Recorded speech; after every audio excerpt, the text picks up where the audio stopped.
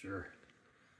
Well, I'm Luther Krueger, Big Blue Sun Museum of Solar Cooking in Minneapolis, Minnesota. And I've been collecting solar cookers for 21 years. I'm up to about 95 as of today with this shipment going out from Albany, France, direct to the U.S. And I just take a keen interest in any type of cooker out there. After collecting so many, I've gotten to know many of the makers, including Alain, for the simplicity. And I think we're going to talk a little bit about that, right? Yeah.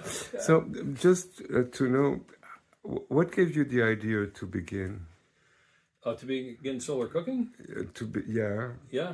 Well, I've always been an environmentalist, and in the early 2000s, I happened to see a solar cooker in the window of a store in Norfolk, Virginia, where my brother was stationed in the Navy. I had seen ads for the Sun oven, which had been available for 20 years by that point, or 30 maybe, and I asked the owner if it worked. He said I wouldn't sell it if it didn't work. But here, take a book. And he had a book. He was moving into the next storefront, so he didn't have time to talk. But he gave me a book called Cooking with the Sun by Beth and Dan Hallisey, who were solar engineers in, I believe, the 1950s and 1960s. And the book was how to make your own solar cooker. So I got home and I found some plywood per their instructions.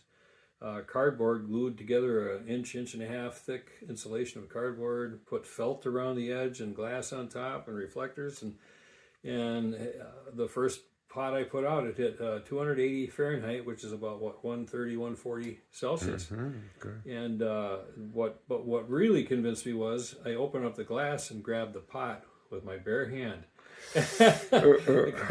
And I think a lot of people go through this where they realize, energy is energy. If it's the sun, it's no different than if there was a flame from gas underneath. And so the rest is history, because I made 5 more for all of our nieces and nephews, did a road trip where I delivered them to all of them. Finally bought a Sun oven and just started buying solar cookers because I just thought they were so cool, and it was fun to cook without having to pay for gas. The food, I think everyone that I've talked to has said it tastes better. So that's where I'm at today. 95 cookers in my collection. And 95? 95 as of this one. It's not quite there yet, but it'll get there. Thank you, Alain. Yeah, right. Yeah. So that's where I'm at. And during the course of collecting cookers, I interacted with a lot of the makers or the people who had the one that I ended up adding to my collection. And so I realized, I'm actually starting to collect the stories behind the cookers as well, and the stories of the designers and inventors. And in 2020, attended the Council Foods Conference, Faro, Portugal, and met a lot of veteran solar cooks. And one, Michael Bonk in particular, had a podcast, Sunpod, Deutschland, DE. And when I got home and COVID hit, I figured, well, I'm going to hit the road and collect all these stories. So I hopped in my car. Actually, July, I visited the first one in South Dakota just as a trial run.